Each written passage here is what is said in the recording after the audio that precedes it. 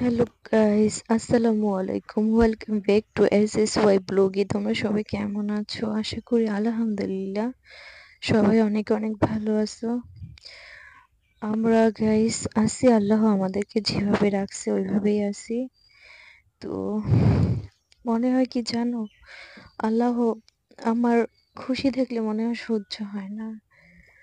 আমি সত্যি কথা আমি বুঝতে পারি না। আমি যখনই কিছু নিয়ে খুশি হই তখনই তার চেয়ে অনেক ডাবলের চেয়ে ডাবল কষ্ট আমার জীবনে ফিরে আসে। তো আমার মা বাবা দুইজনেই কতদিন আগে হসপিটালে ছিল, তোমরা সবাই জানো। তো প্রায় 10 দিন করে চিকিৎসা দেওয়ার পরে তারা বাসায় আসছে। অনেক টাকাও খরচ হয়েছে, তাতে কিছু না, আমার মা বাবা সুস্থ হয়েছে। এখন আবার গাইজ আমার শাশুড়ি মা খুবই বেশি অসুস্থ, অনেকই অসুস্থ। কালকে দুপুর থেকে রাত পর্যন্ত অনেক কান্না করছি তার জন্য, আল্লাহ যেন তাকে সুস্থতা দান করে, আল্লাহ যেন তাকে সুস্থ করে দেয়। শাশুড়ি মা, সেও তো আমার মাই বলো। আমি সেই ছোটবেলার থেকে, সেই 13 বছর বয়স থেকে তাকে মা ডাকি এ পর্যন্ত।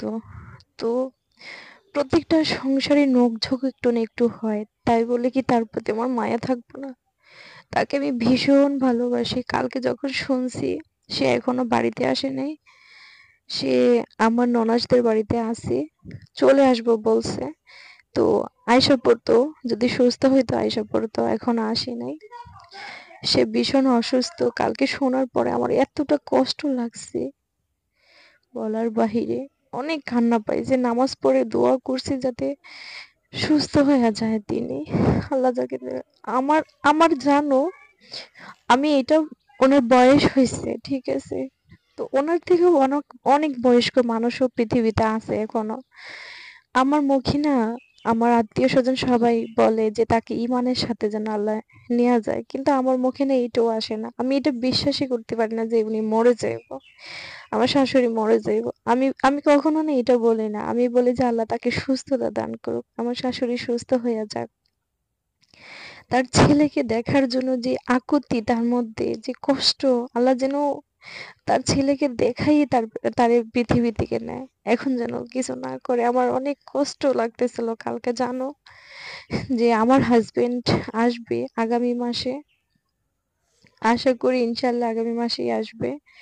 তো মাও ছেলেকে দেখে আশা পোড়াক, ছেলেও মাকে দেখে আশা পোড়াক, মনের সকল ভালোবাসা দিক, আমি দোয়া করি।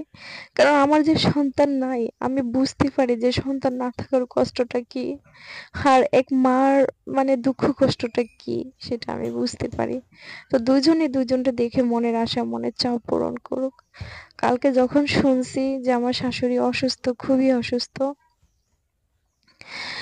অনেকই অসুস্থ ছিল আমার শাশুড়ি, তো এখনই অসুস্থ, আল্লাহ যেন তাকে সুস্থতা দান করে। তোমরা সবাই দোয়া করো যেন তার ছেলেও তাকে দেখতে পারে, সেও যেন তার ছেলেকে দেখে, দুজনে দুজনের দেখুক।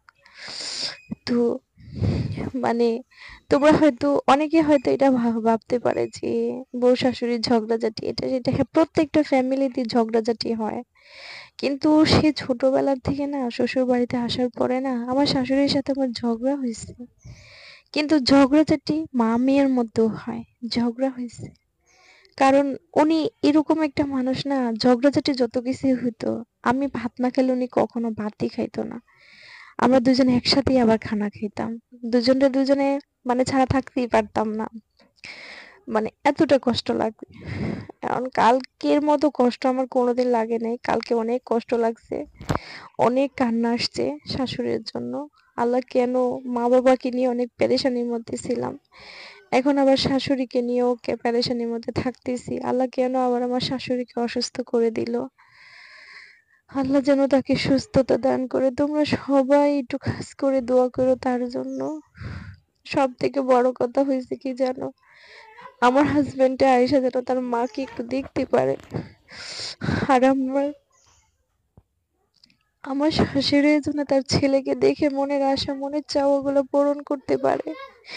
দুই মা ছেলের যে আশা আকাঙ্ক্ষা, তা যেন পূরণ হয়, এটাই তো আল্লাহর কাছে আমার চাওয়া, এটাই। তো তোমরা সবাই আমাদের জন্য দোয়া করো, আমরাও তোমাদের সবার জন্য দোয়া করি। ইনশাল্লাহ ইনশাল্লাহ আমি 5 ওয়াক্ত নামাজ পড়ি, দোয়া করি সবার জন্য। সবাই আমার ভিডিওগুলো বেশি বেশি করে দেখবা, আর সবাই আমার ভিডিওর পাশে থাকবা, আর আমার চ্যানেলটাকে সাবস্ক্রাইব করবা। মানে তোমরা যদি ভালো ইয়ে দাও তাইলে আমি চ্যানেলটাকে টিকিয়ে রাখবো, আর যদি দেখি যে তোমরা আমাকে ভালো সাপোর্ট দেও না তাহলে আর চ্যানেলটা রেখে কি হবে বলো। তোমরা আমাকে প্লিজ প্লিজ সাপোর্ট করো। তো সবাই সবার জন্য দোয়া করো, ভালো থেকো, সুস্থ থেকো। আল্লাহ হাফেজ।